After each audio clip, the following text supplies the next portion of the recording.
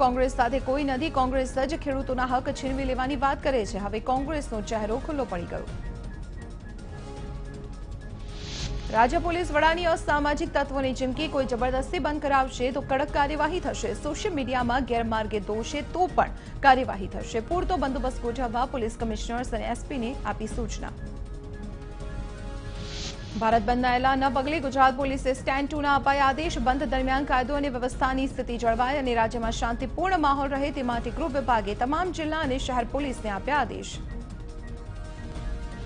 કૃષિ કાયદાઓના વિરોધમાં ખેડૂતોએ આવતીકાલે દેશવ્યાપી બંધનું એલાન આપ્યું છે. ત્યારે ગુજરાતમાં વિરોધ પક્ષ કોંગ્રેસ સહિત વિવિધ ખેડૂત સંગઠનોએ આ બંધને ટેકો આપ્યો. આવતીકાલે દિવસે બંધ પાળવાની સાથે ચક્કાજામ, ધરણા, સૂત્રોચ્ચાર, દેખાવો જેવા કાર્યક્રમોનું પણ છે આયોજન. ગુજરાત કોંગ્રેસે આવતીકાલે બંધ પાળવાની સાથે રાજ્યવ્યાપી ચક્કાજામ કરવાનું જાહેર કર્યું છે. રાજ્યના 17 ખેડૂત સંગઠનોની બનેલી ગુજરાત સંઘર્ષ સમિતિએ પણ બંધના દિવસે ધરણા, ચક્કાજામ, દેખાવો યોજવાનું નક્કી કર્યું છે. ખેડૂતોના બંધના કાર્યક્રમમાં કામદારો, વેપારીઓ તેમજ તમામ ધંધા રોજગાર જોડાશે. આવતીકાલે ભારત બંધના એલાનના પગલે ગુજરાત કોંગ્રેસની મહત્વની બેઠક. કોંગ્રેસના તમામ ધારાસભ્યો સાથે પ્રભારી અને પ્રમુખ સાથે ચર્ચા. પ્રદેશ કોંગ્રેસ કાર્યાલયથી ધારાસભ્યો અને આગેવાનો ઓનલાઈન બેઠક કરશે. ભારત બંધના એલાન અને કાર્યક્રમ પર ચર્ચા. અમદાવાદ શહેરમાં તમામ એપીએમસી માર્કેટ આવતીકાલે ચાલુ રહેશે. આવતીકાલે બંધના એલાનને અમદાવાદ શહેરના એપીએમસીનો ટેકો નહીં.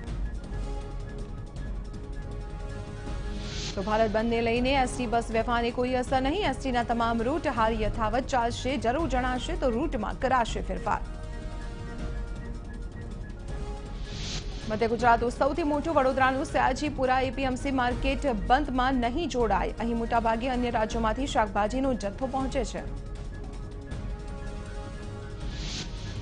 વડોદરા એપીએમસી હાથીખાનાના વેપારીઓનો ભારત બંધ એલાનને ટેકો. ખેડૂતોએ આપેલા ભારત બંધમાં વેપારીઓ પણ જોડાશે. 250થી વધુ હોલસેલના વેપારીઓએ આપ્યું સમર્થન.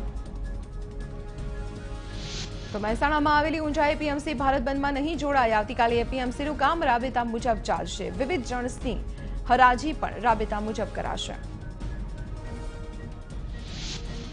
તો મહેસાણા જિલ્લા પંચાયત પ્રમુખનું બંધને સમર્થન. જિલ્લા પંચાયત પ્રમુખ અને કોંગ્રેસના સદસ્યોએ આપ્યો ટેકો. ખેડૂત આંદોલન સમિતિને ટેકો આપતો લખ્યો પત્ર.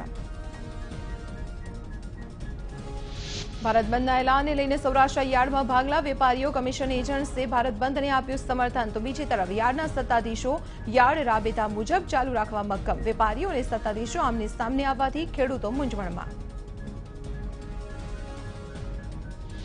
અમરેલી જિલ્લામાં ડાયમંડ એસોસિએશને ભારત બંધના એલાનને આપ્યું સમર્થન. ડાયમંડ એસોસિએશનના પ્રમુખે કરી જાહેરાત.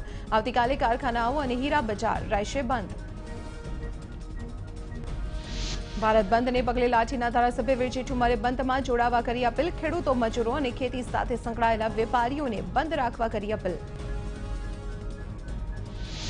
આવતીકાલે અમરેલી એપીએમસી સંપૂર્ણ રહેશે બંધ. કિસાન આંદોલનના સમર્થનમાં એપીએમસીના ચેરમેને કરી જાહેરાત. જિલ્લાનું સૌથી મોટું માર્કેટ યાર્ડ ભારત બંધમાં જોડાશે. અમરેલીમાં બાબરા માર્કેટ યાર્ડ ભારત બંધના એલાનમાં નહીં જોડાય. આવતીકાલે રાબેતા મુજબ માર્કેટ યાર્ડનું કામકાજ ચાલુ રહેશે. તો સાથે જ રાજુલા ટીમ્બી માર્કેટ યાર્ડ પણ ખુલ્લું રહેશે. તો ગુજરાત કિસાન સંઘ પણ આવતીકાલે ભારત બંધમાં નહીં જોડાય. ગુજરાત કિસાન સંઘના મુજબ કૃષિ કાયદાઓમાં ક્યાંક ખેડૂતોનું હિત છે તો આંદોલન હિંસક બની શકે એટલે ટેકો ન આપવાનું કિસાન સંઘે નક્કી કર્યું.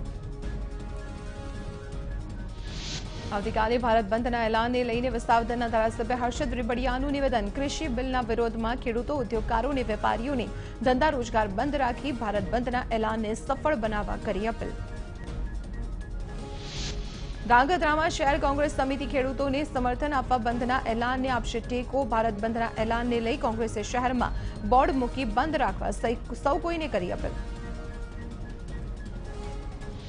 આવતીકાલના ભારત બંધને સૌરાષ્ટ્ર માર્કેટિંગ યાર્ડનું સમર્થન. સૌરાષ્ટ્રના 2 મોટા યાર્ડ ગોંડલ અને રાજકોટ યાર્ડ આવતીકાલે રહેશે બસ. જસદણ, કાલાવાડ યાર્ડ પણ બંધ પાડશે. રાજકોટના